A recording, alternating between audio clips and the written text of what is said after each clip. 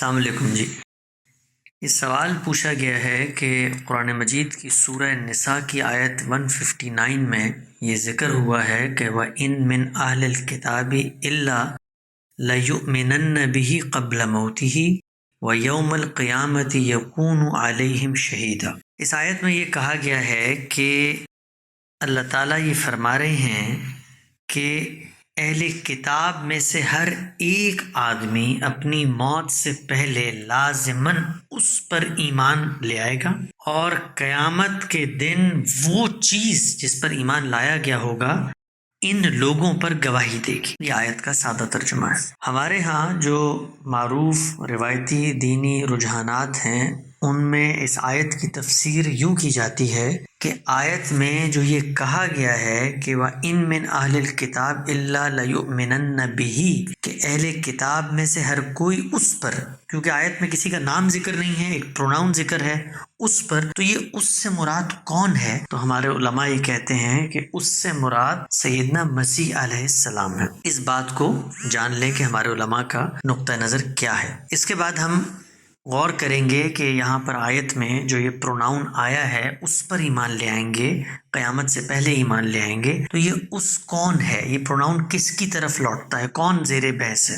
سب سے پہلے ہمیں یہ جان لینا چاہیے کہ ہمارے علماء اس آیت کو نزول مسیح کی، یعنی سیدنا مسیح کے دوبارہ آنے کی تائید میں پیش کرتے ہیں۔ یہ بات بھی واضح رہے ہم پر کہ ہمارے علماء کے نزدیک بعض روایات میں یہ بات نقل ہوئی ہے، اور پھر جب وہ ان روایات کی روشنی میں قرآن مجید کا جائزہ لیتے ہیں، یعنی یہ تصور قائم کر کے کہ سیدنا مسیح نے تو آنا ہی ہے، تو پھر یہ جو آیت ہے اس کو بھی وہ اپنی تائید میں سمجھتے ہیں کہ جو بات ہم سمجھ چکے ہیں حدیثوں سے، قرآن میں بھی اس کے اشارات موجود ہیں۔ تو ہم یہاں پر اس بحث میں نہیں جائیں گے کہ وہ روایات اصلاً کیا کہتی ہیں، وہ ایک تفصیلی نقطہ نظر ہے۔ ہم اس بحث میں بھی نہیں جائیں گے کہ قرآن مجید کی روشنی میں وہ روایات کیسے محل نظر ہیں، کیوں ان کو قبول نہیں کیا جا سکتا۔ ہم اس بحث میں بھی نہیں جائیں گے کہ اگر یہ مان لیا جائے کہ یہ آیت سیدنا مسیح کے دوبارہ آنے کے بارے میں بتا رہی ہے تو اس پر جو سوالات پیدا ہوتے ہیں، مثلاً یہ کہ عقیدے اور ایمان کی چیزیں کیا یوں قرآن مجید میں اشارتاً زیر بحث آتی ہیں؟ اگر سیدنا مسیح نے واپس آنا ہے تو پھر ختم نبوت کی کیا حیثیت ہے؟ خود سیدنا مسیح کی واپسی خدا تعالیٰ کی جو انبیاء کو بھیجنے اور واپس بلانے کی اسکیم ہے اس میں کہاں تک اثر انداز ہوتی ہے؟ امتی کی حیثیت سے آئیں گے، رسول کی حیثیت سے آئیں گے، اور رسول کی حیثیت سے آئیں گے تو پھر اللہ تعالیٰ کا رسولوں کے بارے میں جو قاعدہ ہے وہ ایک قوم سے دوسری قوم میں کیسے متعلق ہوتا ہے؟ ان سارے سوالات کو ہم چھوڑ کے صرف اور صرف یہ جانتے ہیں کہ علماء نے جو نقطہ نظر اس آیت سے اپنایا ہے وہ اس آیت کے اندر کیا اس کی جو کانٹیکسٹ، اس کا جو سیاق، اس کا جو پس منظر ہے اس میں اپنایا جا سکتا ہے یا نہیں اپنایا جا سکتا، تو ہم اس پر صرف غور کریں گے۔ تو پہلے یہ سمجھ لیں کہ علماء کو یہ غلط مطلب یہ رجحان ان کا پیدا کیوں ہوا، کیوں انہوں نے اس پروناؤن کو سیدنا مسیح کی طرف لوٹا دیا۔ اس کی وجہ یہ ہے کہ سورہ نساء کی آیت 159 سے جو پچھلی آیات ہیں ان کے اندر سیدنا مسیح کا ذکر ہو رہا ہے۔ تو اب یہ بات کہ سیدنا مسیح کا ذکر ہو رہا ہے اور آگے کہا گیا ہے کہ اس پر ایمان لے آئیں گے، تو اس سے یہ رجحان پیدا ہو سکتا ہے، یہ غلط فہمی پیدا ہو سکتی ہے کہ یہ سیدنا مسیح کے بارے میں کہا جا رہا ہے۔ تو پہلے ہم یہ جان لیتے ہیں کہ اس 159 سے جو پچھلی آیت تھی وہاں بات کیا زیر بحث ہے جس سے علماء نے اگلی پروناؤن کو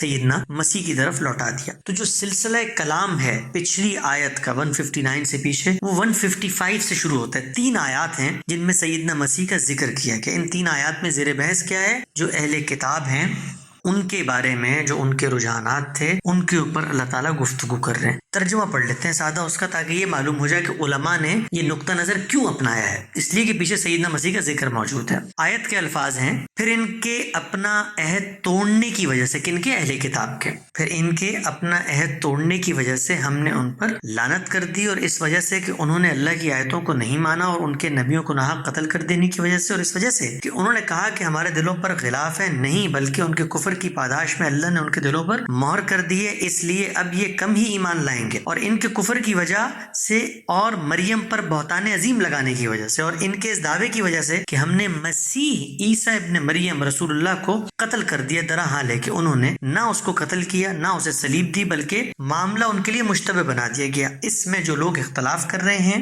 وہ اس معاملے میں شک میں پڑے ہوئے ہیں، ان کو اس کے متعلق کوئی علم نہیں، وہ صرف گمانوں کے پیچھے چل رہے ہیں۔ انہوں نے ہرگز اس کو قتل نہیں کیا بلکہ اللہ ہی نے اسے اپنی طرف اٹھا لیا تھا، اور اللہ زبردست حکمت والا ہے۔ اب آپ یہ دیکھیں کہ یہاں پر یہ چیز زیر بحث، اور اگلی آیت میں اللہ تعالیٰ نے کہا کہ ان اہل کتاب میں سے ہر کوئی اپنی موت سے پہلے اس پر ایمان لے آئے گا۔ تو اب ہمارے علماء نے یہ سمجھا کہ جو پیچھے پہلے یہ تصور وہ سمجھ چکے، مان چکے کہ سیدنا مسیح نے آنا ہے، ماننے کے بعد جب انہوں نے آیت پر غور کیا تو ان کو یہاں بھی تائید مل گئی کہ ارے پیچھے تو سیدنا مسیح کا ذکر ہو رہا ہے، اور آگے کہا جا رہا ہے کہ وہ قیامت سے پہلے لوگ، اس کا مطلب ہے کہ وہ قیامت سے پہلے آئیں گے۔ تو یہ وجہ ہے جس سے علماء نے یہ نقطہ نظر اپنایا۔ ہمارا نقطہ نظر یا ہمارے استاد جناب جاوید احمد غامدی صاحب کا نقطہ نظر اس بارے میں کیا ہے؟ ہم یہ کہتے ہیں کہ دیکھیے کلام کو، اس بحث کو قطع نظر کر کے یہاں پر موت ہی کی ضمیر کہاں جا رہی ہے کہ اہل کتاب قیامت سے پہلے ہر کوئی اس پر ایمان لے آئے گا۔ اس کے لیے ہم وہی کام کریں گے جو آپ نے کیا ہے۔ آپ نے پچھلی آیت میں سیدنا مسیح کا ذکر تلاش کیا اور کہا کہ جب پیچھے سیدنا مسیح کی بات ہو رہی ہے تو آگے انہی کی طرف یہ پروناؤن لوٹنی چاہیے۔ تو ہم نے یہ کہا کہ کلام کو سمجھنے کے جو آفاقی عالمگیر قاعدے ہیں کہ اس کا سیاق، پس منظر، سباق، زیر بحث مسئلہ، منظر، اس سب کو جب آپ سمجھیں گے تبھی آپ اس کا فیصلہ کر سکتے ہیں۔ تو ہمارے نزدیک جو بات علماء پچھلی آیت سے اخذ کر رہے ہیں وہ ٹھیک نہیں ہے، اس لیے کہ اس سے پیچھے بھی ایک آیت ہے جہاں سے بات شروع ہو رہی ہے، اور وہ ہے آیت 153۔ یہ آیت 159 تھی، علماء 155 سے 158 کو سامنے رکھ کے یہ بات اخذ کر رہے ہیں۔ ہم یہ کہتے ہیں کہ 2 آیتیں اور پیچھے چلے جائیے اور آیت 153 کو بھی پڑھ لیجیے جہاں سے یہ بات شروع ہو رہی ہے۔ تو شروع یہاں سے ہوتی ہے کہ یسألوک اہل الکتاب، اہل کتاب تم سے سوال کرتے ہیں۔ تم سے، یہ تم سے مراد کون ہے؟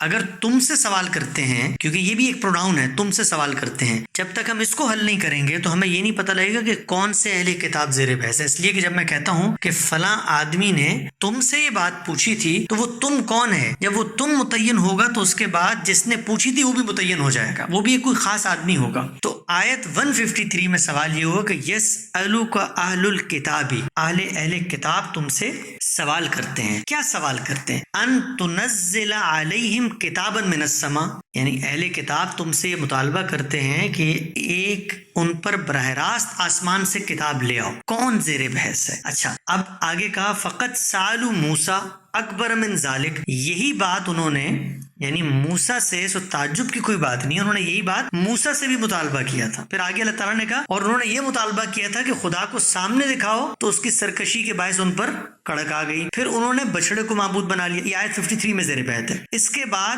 ان کے پاس کھلی نشانیاں آ چکی ہیں، اس پر بھی ہم نے ان سے درگزر کیا اور موسیٰ کو ان پر سری غلبہ عطا فرمایا۔ ہم نے طور کو ان پر اٹھا لیا، ان سے عہد کے ساتھ ان کو حکم دیا کہ شہر کے دروازے میں سر جھکاتے ہوئے داخل ہوں گے، اور ان سے کہا تھا کہ سبت کے معاملے میں نافرمانی نہ کرنا، ہم نے ان سے پختہ عہد لیا تھا۔ اب سوال یہ ہے کہ یہ آیت 153 میں کون سے گروہ کے کس سے کیا مطالبات زیر بحث ہیں؟ تو اللہ تعالیٰ رسول اللہ صلی اللہ علیہ وسلم کو یہ کہہ رہے ہیں یسألوکا، تم سے یہ اہل کتاب سوال کرتے ہیں، ان تنزل علیہم کتابا من السماء، کہ تمہارے لیے قرآن کے علاوہ کوئی کتاب نازل کر دیں۔ تو ان پر تعجب نہ کرو، یہ کام تو یہ موسیٰ علیہ السلام کے ساتھ بھی کر چکے ہیں۔ اور آپ کو یہ بات اگر مزید سمجھنی ہو کہ یہاں پر کون زیر بحث ہے تو اس سے ایک آیت پیچھے بھی چلے جائیے، اور پچھلی آیت میں اللہ تعالیٰ یہ بتا رہے ہیں کہ یہ لوگ تو اصل میں رسولوں کے منکر ہیں۔ تو ہمارا یہ کہنا ہے کہ آیت 53 کے اندر اصل میں